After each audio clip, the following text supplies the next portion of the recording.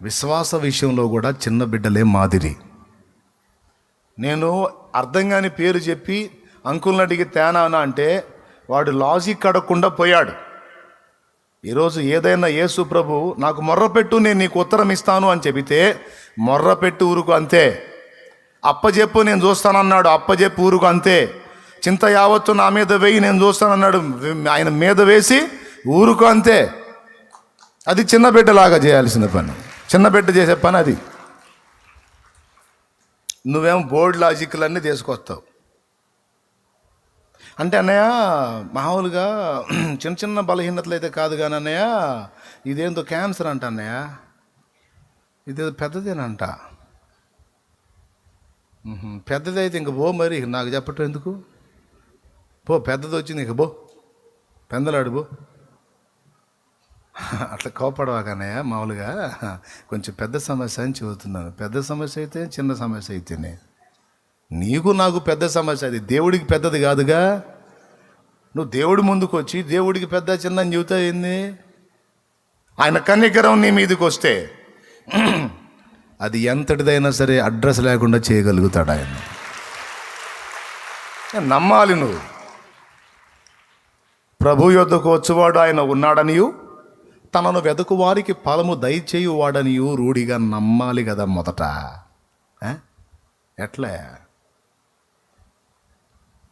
కానీ చిన్న బిడ్డ చెప్పండి, మార్పు నుండి బిడ్డల వంటి వారైతే అంటే బిడ్డలాగా విశ్వాసం ఉంచాలి. ఈ రకంగా పిల్లల్లో ఉన్న క్వాలిటీస్ చూస్తే గతంలో చెప్పా, 2-3 సార్లు చెప్పా, అచ్చంగా దీని మీదనే టైం అంతా అయిపోయింది. అలాంటి క్వాలిటీస్ ఉంటాయి పిల్లల దగ్గర నేర్చుకోవటానికి. విచిత్రం చెప్పనా, మనం కూడా గతంలో పిల్లలమే. మన చిన్నప్పుడు మన దగ్గర కూడా ఉన్న ఈ లక్షణాలన్నీ పెద్దోళ్ళం అయిన తర్వాత లాజిక్ డెవలప్ అయిపోయి చాలా వరకు ఆ పిల్లతనంలో మనం నమ్మిన విషయాలు చాలా ఇప్పుడు అనుమానించడం మొదలుపెట్టాం. అయితే ఆయన అంటాడు, మీరు మార్పు నుండి బిడ్డల వంటి వారు కావాలి అంటాడు.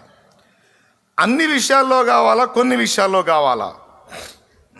అన్ని విషయాల్లో కాదు తల్లి, కొన్ని విషయాల్లోనే. అది అన్ని విషయాల్లో అయితే పౌలు చెప్పిన మాటలు తప్పవుతాయి. పౌలు ఏమన్నాడు? మీరు పెద్దలు కావాలన్నాడు. మీరు ఇంకా పసిపిల్లల్లా ఉంటారని, మీరు ఎప్పుడు పెద్దలు అవుతారు అన్నాడు. ప్రభు ఏమన్నాడు? మీరు పిల్లలు అంటోళ్ళు కావాలని. ఇంకా పిల్లలు కావాలా పెద్దలు కావాలంటే కొన్ని విషయాల్లోనేమో పిల్లల్లాగా ఉండాలి, కొన్ని విషయాల్లోనేమో అది అమ్మ సత్యం. అర్థమైందా? అది సత్యం. ఎట్లాగో చెప్తా. ఇప్పుడు కొన్ని చెప్పా. చిన్నపిల్లల్లో నేర్చుకోదగ్గ సుగుణాల్లో మొట్టమొదటిది ఇతరుల మీద ఆధారపడి బ్రతుకుట. మనమైతే మనుషుల మీద ఆధారపడనక్కరలేదు, కానీ మనమందరం ఆధారపడవలసిన వాడు దేవుడు. ఎంతమంది అయినా ఆధారపడవచ్చు ఆయన మీద, అందరినీ ఒడ్డుకు తీసుకెళ్తాడు ఆయన. రెండవది, ఆయన మీద విశ్వాసం ఉంచితేనే రక్షణ. చిన్నపిల్లలు ఉంచినట్టు విశ్వాసం ఉంచితేనే రక్షణ, విశ్వాసం ఉంచితేనే అద్భుతం, విశ్వాసం ఉంచితేనే స్వస్థత, విశ్వాసం ఉంచితేనే సమాధానం. విశ్వాసం అన్న దగ్గర ఇక లాజిక్ వాడకూడదు. అంతే. లాజిక్ విశ్వాసం రెండు ఈక్వల్ కాదు, రెండు కలిసి ఉండవు, ఒకదానికొకటి ఆపోజిట్ అన్నమాట. బండ నీళ్ళు ఇచ్చిద్దా? లాజికల్గా చెప్పు. సముద్రం 2 పాయలు అయిద్దా? లాజికల్గా చెప్పు. ఎట్లా చేస్తావు? ఒక రాత్రి తెల్లవారేసరికి పాయలు అయిద్దా? అయిందిగా. చేదు నీళ్లు తీయటి నీళ్లుగా మారతాయా? చెంబులో మారతాయేమో, గ్లాసులో మారతాయేమో పంచదార వేసుకుంటే. ఒక చెట్టు కొమ్మేస్తే మారిపోతాయా? మారినయా లేదా? కొత్త కుండలో ఉప్పేస్తే మారతాయా? మారినీగా.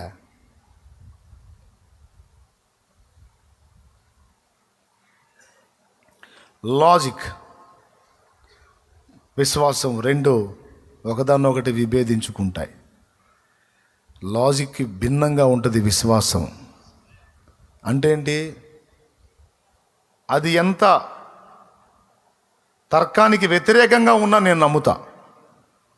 ఇది భక్త సింగ్ గారు అన్నాడంట. ఒక ఆయన దగ్గరకు వచ్చి, యోనా అని చేప మింగిందంట, తిమింగలం మింగిందంట, కడుపులో 3 రోజులు పెట్టుకుందంట, మళ్ళా 3వ రోజు బయటికి ఎక్కిందంట. ఎవరికి చెబుతారండి మీ కథలో?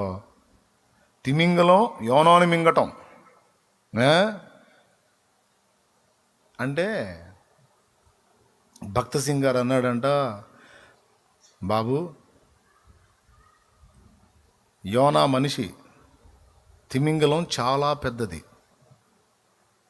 లాజికల్గా ఆలోచించుకున్నా అంత పెద్ద తిమింగలం ఇంత చిన్న మనిషిని మింగటం గొప్పేం కాదు, ఈజీగానే జరిగిపోద్ది.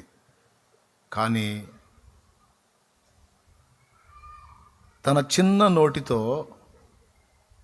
యోనా అతిపెద్ద తిమింగలాన్ని మింగాడు అన్నా కూడా నేను నమ్ముతా, దేవుడు చెబితే అన్నాడట. స్తోత్రం. అర్థమైందా? అంత పెద్ద నోటితో యోనాను తిమింగలం మింగటం గొప్ప కాదు నాకు. తన చిన్న నోటితో అతిపెద్ద తిమింగలాన్ని యోనా మింగాడు అని దేవుడు చెబితే నేను నమ్ముతా, అంతే అన్నాడు. అట్లెట్లా అని నేను అనను. నా దేవునికి సమస్తము సాధ్యమే.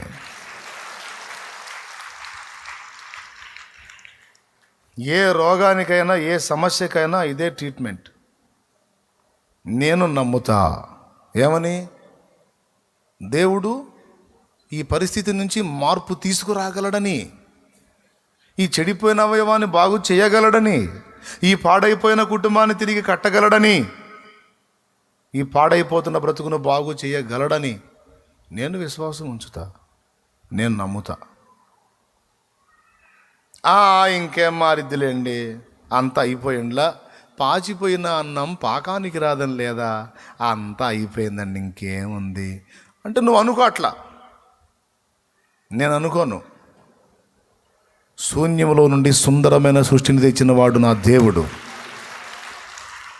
మూడుబారిన జీవితాలను చిగురింపజేసేవాడు నా దేవుడు. ఆయన చేయగలడు, నేను నమ్ముతా, అంతే.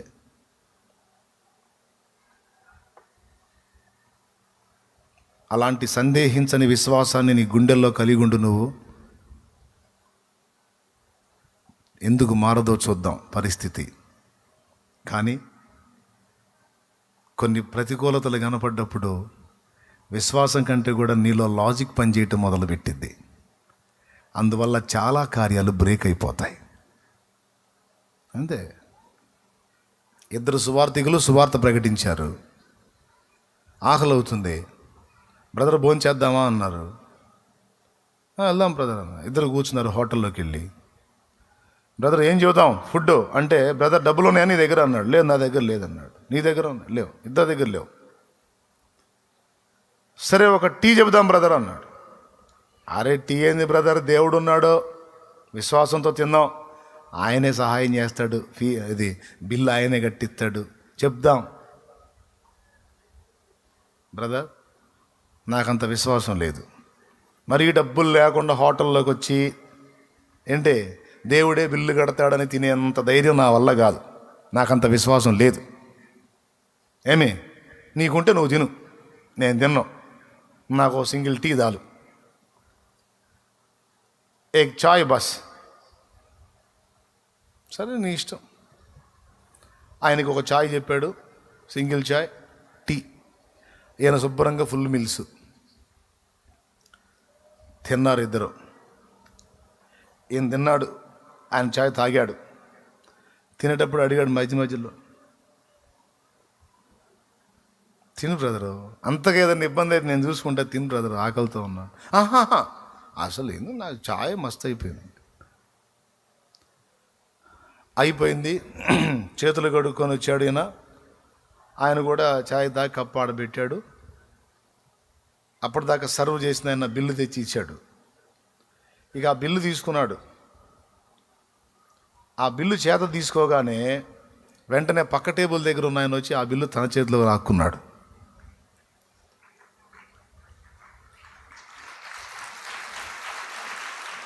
హల్లెలూయా. బ్రదర్ ఏంటి అంటే,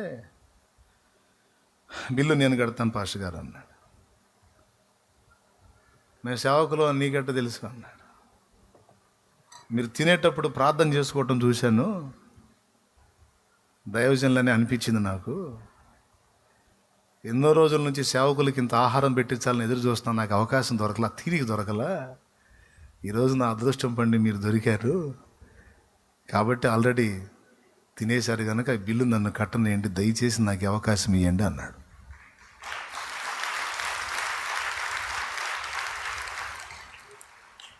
తీసుకెళ్ళి ఆయనే కట్టాడు, అయిపోయింది. ఇప్పుడు ఇద్దరు బయటికి వచ్చారు.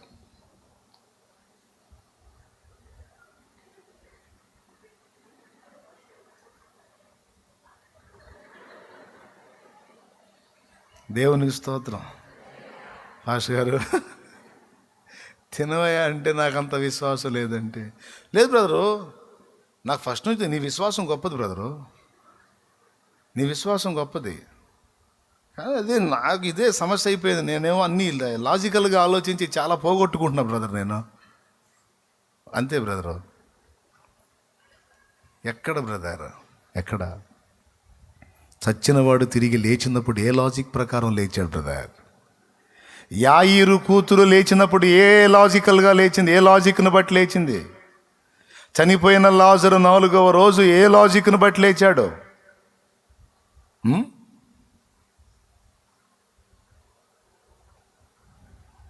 లాజికల్గా ఆలోచిస్తే మన లాజిక్ అందని విషయాలు, వింతలు, విడ్డూరాలు చాలా ఉన్నాయి. లాజిక్ కాదు బ్రదరు, విశ్వాసం.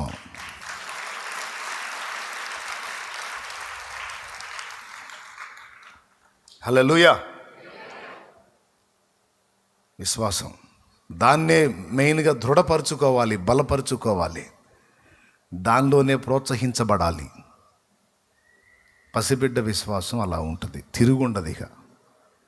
అలాంటి విశ్వాసమే రక్షణాధారమైంది, అలాంటి విశ్వాసమే స్వస్థతకు ఆధారమైంది, అలాంటి విశ్వాసమే రోమా సైనికుల చేతుల్లో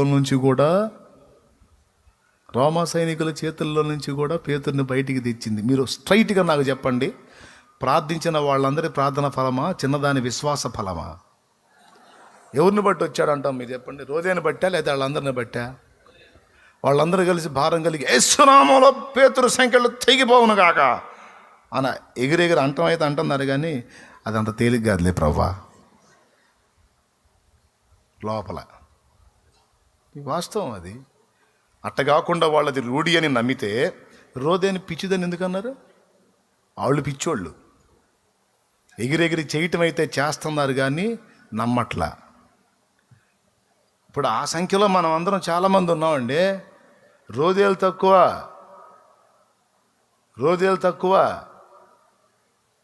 అవిశ్వాసంతో రోధించేవాళ్ళు ఎక్కువ. స్తోత్రం. పసిబిడ్డలో నేర్చుకోదగ్గ మరో సుగుణం నమ్ముట. నీ చేతనైతే నమ్మువానికి కొన్నే సాధ్యం అన్నాడు యేసయ్య. సమస్తము సాధ్యమైన వాడు మొదట దేవుడైతే ఆ దేవుడు సర్వశక్తి గలవాడు అని నమ్మేవాడికి కూడా సమస్తము సాధ్యమేనన్నాడు. ఎంత ప్రాముఖ్యం అండి ఇది! అందరిలాగా ప్రయాణం చేయటానికి అందరూ నువ్వు ఒకటేనా? నువ్వు విశ్వాసముతో బ్రతికే వ్యక్తివి. నీతిమంతుడు విశ్వాసమూలమున జీవించునన్నది వాక్యం. కాదన్నయ్య, అందరికి వచ్చింది మనకు వచ్చింది, ఇక అందరితో పాటు మనం కూడా అంటే అందరికీ లేనిది నీకు ఒకటి ఉంది, దేవుని అందలి విశ్వాసం ఉంచిన నీకు అందరికీ లేనిది ఒకటి ఉంది, దేవుని కృప. నీతిమంతుడు ఏ మూలమున బతుకుతాడు? విశ్వాస మూలమున జీవించును. నా సోదరులారా, ఇది చాలా ప్రాముఖ్యమైన విషయం కాబట్టి దీన్ని మీరు అందరూ గుర్తెరగాలి. పిల్లల్లో మొదటిది ఆధారపడటం, రెండవది డౌట్ లేని, తర్కం లేని విశ్వాసం. తర్కాన్ని పక్కన పెట్టి నమ్మేటువంటి గట్టి విశ్వాసం పిల్లల దగ్గర ఉంటుంది. ఆ విశ్వాసం కలిగినోడు ఎంతటి కార్యానైనా సాధించగలుగుతాడు, పొందగలుగుతాడు. సందేహించేవాడు గాలి చేత రేపబడి ఎగిరిపడు సముద్ర తరంగను పోలి ఉంటాడు. తన సమస్తమైన మార్గాల్లో ద్విమనస్కుడై అస్థిరుడై ఉంటాడు గనుక ఆ వ్యక్తికి ప్రభు వల్ల ఏమీ దొరకదని తేల్చేశాడు. యాకోబు 1:5-6 1వ అధ్యాయము 5వ వచనం 6వ వచనం యాకోబు రాసిన పత్రిక. ప్రిలారా, మూడవది చిన్నపిల్లల్లో క్షమాగుణం ఉంటుంది, మర్చిపోయే తత్వం ఉంటుంది. నిన్న అనుకుంటారా, తెల్లవారే కలిసి తిరుగుతారు. మళ్ళా ఈడు వాడిదంతాడో వాడు ఈడిదంతాడో తర్వాత సంగతి. ఈడు సిగ్గుమాలిపోయారా అత్తవా అంటాడు. కానీ పెద్దోళ్ళు అట్ట కాదు. ఒక్కసారి నోరు జారి అవతలోడు ఒక మాట అంటే ఈడు తెచ్చిందాక మాట్లాడు వాడితో, అంతే. అంత పట్టుదల కలిగి ఉంటారు, క్షమించలేరు. వాడు కనపడితే చాలు వాడు అన్న మాటే గుర్తొస్తుంటుంది. పక్కోడు చూస్తాడు, ఈయన చూస్తుంటే నాకు చీదరపడుతుంది, ఈడన్న మాటే గుర్తొస్తుంది. అప్పటికి 25 ఏళ్ళు అయి ఉంటుంది. అది 25 ఏళ్ళు అయి ఉంటుందాడని ఈ 25 ఏళ్ల తర్వాత కూడా ఈయన చూస్తే నాకు ఆ మాటే గుర్తొస్తుంది అంటాడు. అంత నాణ్యంగా దాచిపెట్టుకుంటాడు. అది మళ్ళీ యేసుప్రభు దగ్గర మోకాళ్ళుని, ప్రభువా నన్ను క్షమించయ్యా, ఈరోజు పాపాలన్నీ క్షమించయ్యా, నిన్నటి పాపాలన్నీ క్షమించయ్యా, మొన్నటి పాపాలన్నీ క్షమించయ్యా అయ్యా, ఈ సంవత్సరం మొత్తం చివరికి వచ్చానయ్యా, సంవత్సరం మొత్తం పాపాలు క్షమించయ్యా, అన్నీ క్షమిస్తాలయ్యా, నువ్వు మాత్రం ఆ ఒక్కడే దాచిపెట్టుకో బీరువాలో. దరిద్రుడా అంటాడని నా డౌటు. స్తోత్రం, హల్లెలూయా. సాటివాడిని క్షమించే మనసు లేని దరిద్రుడు,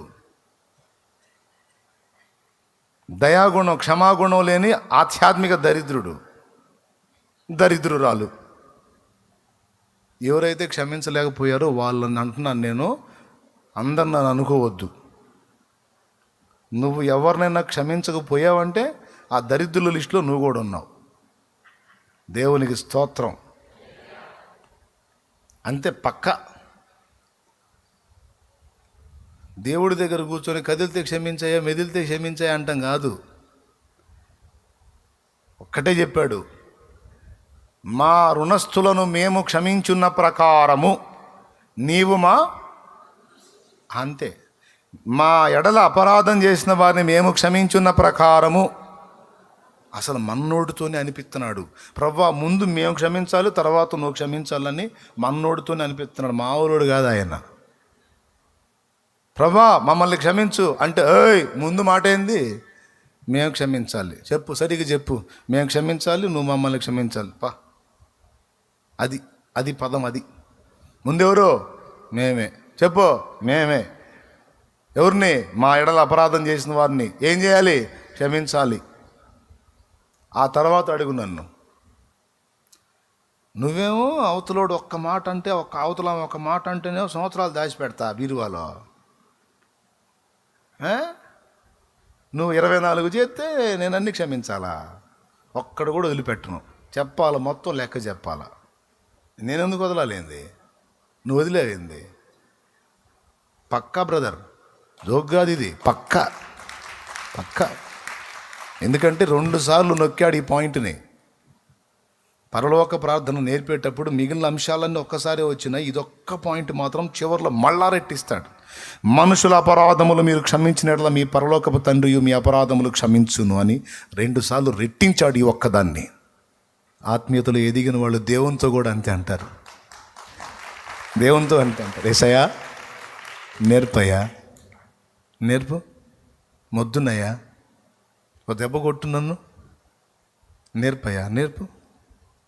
నేను ఎదగాలనే కదా కోరుకుంటున్నావు. పిల్ల చేష్టాలు ఉన్నాయి నా దగ్గర, తన్నయ్యా తన్ని నేర్పు అంటాడు. ఏదైనా శ్రమ కలిగించినా దాన్ని బట్టి బెంబేలెత్తిపోడు.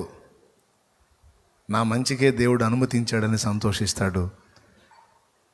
దేవుడు నా కీడు కోరడు అని విశ్వసిస్తాడు కనుక ధైర్యంగా ఉంటాడు. దేవునికి మహిమ. లేకపోతే ఆ విషయం అర్థం కానోడికి భవిష్యత్తు కొరకు సారు కొడుతున్నాడు, భవిష్యత్తు కొరకు తల్లిదండ్రి ఆలోచిస్తున్నారు అనే పాయింట్ అర్థం కానోడు ఇబ్బంది ఫీల్ అవుతాడు. అర్థమైనోడు కోఆపరేట్ చేస్తాడు, దాన్ని ఎంజాయ్ చేస్తాడు. క్రీస్తులో ఉన్న మన పరిస్థితి కూడా అంతే. దేవుడు మన జీవితాల్లో జోక్యం చేసుకొని అనుమతిస్తున్న పరిస్థితులు నువ్వు ఎదిగిన వాడివైతే ఆ పరిస్థితులన్నింటిలో నువ్వు ఎంజాయ్ చేస్తావు. పిల్ల బిడ్డవు అనుకో, నువ్వు ఏడుతో కూర్చుంటావు. దేవుడు కూడా ఏందో నా మీద పగబెట్టినట్టున్నాడన్నా, ఏందో నాకు ఈ పరిస్థితులు ఏందో, నా జీవితం ఏంది ఇట్ట అయిపోయిందని కూర్చొని ఏడుతారు. దొరికిన వాళ్ళు ఏడిపిస్తూ ఉంటారు. కాబట్టి మీరు ఏ జాబితాలో ఉన్నారో మిమ్మల్ని మీరు చూసుకోండి. ఎదిగిన వాళ్ళు అనుకో, దేవుడు జోక్యం చేసుకొని కొన్ని ప్రతికూలతలు అనుమతిస్తే దాని వెనుకున్న ఆంతర్యాన్ని, రహస్యాన్ని గుర్తుపట్టి ఆనందిస్తావు. కృంగిపోవు, కుమిలిపోవు, ముసి నవ్వులు నవ్వుకుంటావు ఎదురయ్యే ఒడిదుడుకుల దెబ్బకి. ఒక దెబ్బ పడినా సరే నవ్వు వచ్చింది నీకు, ఫస్ట్ ఏడుపు కాదు. అర్థమైందా? ఎందుకు? నా కోసమేగా, పర్లేదులే, కొట్టయ్యా పర్వాలేదని అప్పచెప్పుకుంటావు. ఆ ఎదుగుదల రావాలి మనలోకి. నా శరీరంలో ముళ్ళుందయ్యా, తీసేయవా? తీయలేదు, ఉండాలే. ఉండాలా? కొద్దిగా ఆలోచించు, ఇబ్బందిగా ఉంది. లేదు, ఉండాలే. మళ్ళీ ఒకసారి అడిగాడు, మళ్ళీ 3 సార్లు అడిగాడు, దేవా కొంచెం ఇబ్బందిగా ఉంది, తీసేస్తావా? లేదు, అందరికంటే ఎక్కువ ఇచ్చా నీకు ప్రత్యక్షత, అది తీసేస్తే నువ్వు తేడా పడతావు, అతిశయించి మళ్ళీ లూసిఫర్ లాగా గర్వించినోడు అవుతావు. పౌలా, వద్దులే, నా కృప నీకు చాలు, అది ఉంటుందిలే, ఉండని. సరేలేయ్యా. ఇంక అడగల, మళ్ళీ 3 సార్లు అడిగాడు, ఇంక అడగల, అతను వదిలేశాడు. ఎదగాలి బిడ్డ, ఎదగాలి. పిల్లకాయల్లాగా ఉండకూడదు బతుకంతా. ఎదిగినవాడు అనేకులకు జన్మనివ్వగలుగుతాడు, పిల్లోడు ఇవ్వలేడు. అట్లా ప్రతిదీ ఆలోచించుకోండి. మీరు ఏ మెట్లో ఉన్నారో చూసుకోండి, ఎదుగుదలలోకి అడుగులు వేయండి. కృప మనందరికీ తోడై ఉండునుగాక. ఈ వాక్యం దేవుడు మన హృదయాల్లో స్థిరపరచుగాక. పైకి లేచి నిలబడి చివరి ఆశీర్వాదంతో ముగించుకుందాం.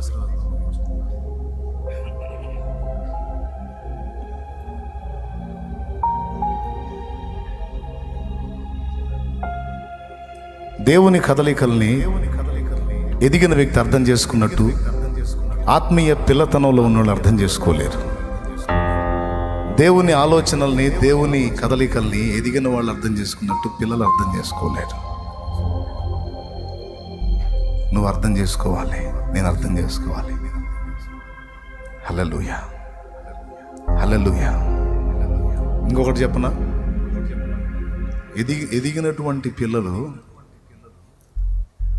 ఎదిగిన పిల్లలు సుబుద్ధి గలవారై తల్లిదండ్రి కష్టాన్ని గుర్తించి మాట్లాడతారు, థ్యాంక్స్ చెప్తారు. పక్క పిల్లలు తల్లిదండ్రుల దగ్గర నుంచి అన్నీ పొందుకుంటారు, కానీ థ్యాంక్స్ చెప్పరు.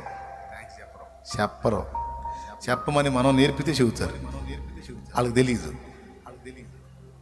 ఎదిగిన పిల్లలు, ఆ ఎదుగుదలలో గొప్పతనం అదే. బుద్ధి కలిగిన పిల్లలు, కొంతమంది బుద్ధి లేని వాళ్ళు ఉంటారులేండి. తల్లిదండ్రి నానా బాధలు పడి వీళ్ళకి రెక్కలు తెస్తే, నానా మా కోసం ఇంత త్యాగం చేసావు, థ్యాంక్స్ నాన్న అని పొరపాటును కూడా అనరు.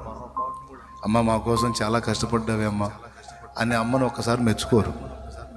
ఏదో వీళ్ళకి ఏం కిరీటం కింద పడిద్దో నాకు అర్థం కాదు. ఏం బతుకులు, ఏమో దరిద్ర బతుకులు. మిమ్మల్ని కాదండి, మిమ్మల్ని అస్సలు కాదు. ఆ కృతజ్ఞత చెప్పే బుద్ధి లేని వాళ్ళు అంటున్నాను నేను. ఏమైంది అమ్మ, నా కోసం చాలా కష్టపడ్డావమ్మా, కాస్త రెస్ట్ తీసుకోమా, నేను చేస్తాను. నాన్న నా కోసం చాలా కష్టపడ్డాను నాన్న, తప్పకుండా నాన్న నేను ఏదో దానిలో నిలదొక్కుతాను నాన్న, నీకు సపోర్ట్ వస్తాను నాన్న. సరే, నువ్వు సాధించిన తర్వాత అయినా బెడ్ మీద కూర్చున్న తండ్రి దగ్గరికి వెళ్ళి ఒక్కసారి, నాన్న నా కోసం చాలా కష్టపడ్డావను, జీవితాంతం మోసిన బరువు అంతా నువ్వు అన్న ఆ మాటతో మొత్తం దిగిపోయి కంటతడి పెడతాడు మీ నాన్న. అమ్మా నాన్నే కాదు, ఎందుకు అమ్మా నాన్నను పోల్చి చెప్తున్నానంటే, ఎదిగిన కొడుకు ఆయనను గుర్తుపడతాడు, కృతజ్ఞత చెల్లిస్తూ ఉంటాడు, కృతజ్ఞత కలిగి బ్రతుకుతాడు ఎదిగిన కొడుకు. పిల్లలకి అది తెలియదుగా. మనం ఏ కొంచెం మేలు పొందిన అవతల వాళ్ళకి థ్యాంక్స్ అండి అంటాం అనవా? బస్సులో కూర్చున్నాడు ఒక అతను, నువ్వు వచ్చావు, కొంచెం ప్లేస్ ఉంది, అతను బాగా సర్దుకొని నిలబడ్డారు కూర్చోండి అంటే కూర్చొని వాడావా అంటావా? ఏమంటావు? థ్యాంక్స్ అండి, పాపం మీరు ఇబ్బంది పడుతున్నట్టున్నారు. లేదు పర్లేదు అంటే చాలా థ్యాంక్స్ అండి, నిజంగా మీరు చాలా ఇబ్బంది పడుతున్నారు ప్లీజ్. ఏ కొంచెం మేలు పొందినా ఎండలో వెళ్తున్నావు, బ్రదర్ నీళ్ళు తాగుతారా?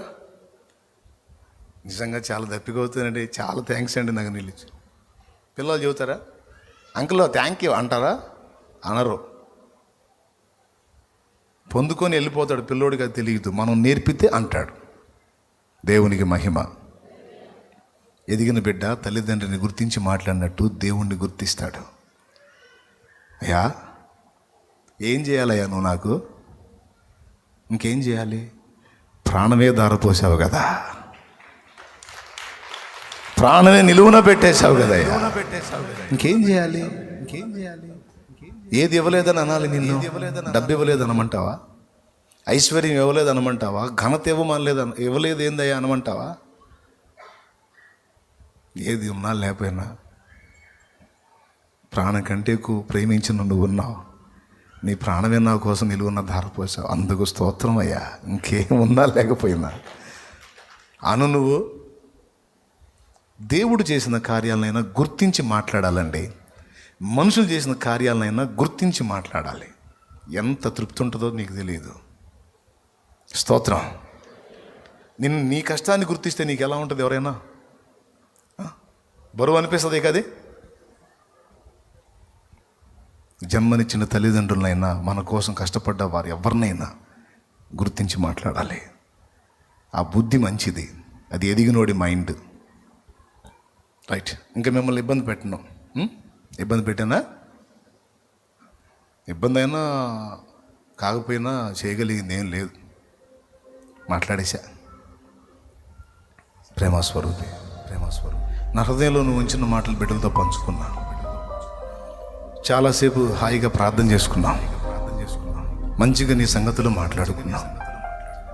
ఎదుగుదలను ఆశిస్తున్నాం, పరిపూర్ణత వైపు అడుగులు వేసి చిన్నపిల్లల్లాగా కొన్ని విషయాల్లో ఉండాలని, కొన్ని విషయాల్లో ఉండకూడదని, కొన్ని విషయాల్లో ఎదిగిన పెద్దల్లా ఉండాలని, కొన్ని విషయాల్లో పసిబిడ్డల్లా ఉండాలని అద్భుతమైన పాఠాలు నేర్చుకున్నాం. చూపులకు ఇవి చిన్నవిగా అనిపించవచ్చు మా మనసులకు, కానీ చాలా విలువైనవి, శ్రేష్టమైనవి దేవా. జీవితకాలానికి అవసరమైన విషయాలు తండ్రి మా హృదయాల్లో స్థిరపరిచి వాటిని అనుసరించి మేము జాగ్రత్త పడటానికి సహాయం చేయమా. ఇక్కడున్న చిన్నలు, పెద్దలు, వృద్ధులు, స్త్రీలు, పురుషులు, యవనులు, స్త్రీలు అందరినీ కూడా నీ చేతికి అప్పగిస్తాం. పసిపిల్లలతో సహా దీవించమని యేసు నామములో ప్రార్థిస్తున్నాం తండ్రి. మన తండ్రి అయిన దేవుని ప్రేమ, ఆయన ప్రియ కుమారుడు, మనందరి ప్రాణప్రియుడైన యేసయ్య శాశ్వత నిత్య కృప, పరిశుద్ధాత్మతోడి మనోహర దివ్య సహవాసం, సమాధానం సమకూడిన మనకు సకల పరిశుద్ధులకు సార్వత్రిక సంఘమంతటికి లైవ్ ద్వారా వీక్షిస్తున్న బిడ్డలు కూడా తోడై నడిపించును గాక. ప్రవేశ రక్తమునకు ప్రవేశ నామమునకు సంపూర్ణ విజయం కలుగును గాక. ఆమేన్. హల్లెలూయా. పెద్దగా చెప్పండి హల్లెలూయా, హల్లెలూయా. ఎంతమంది హ్యాపీగా ఉన్నారు?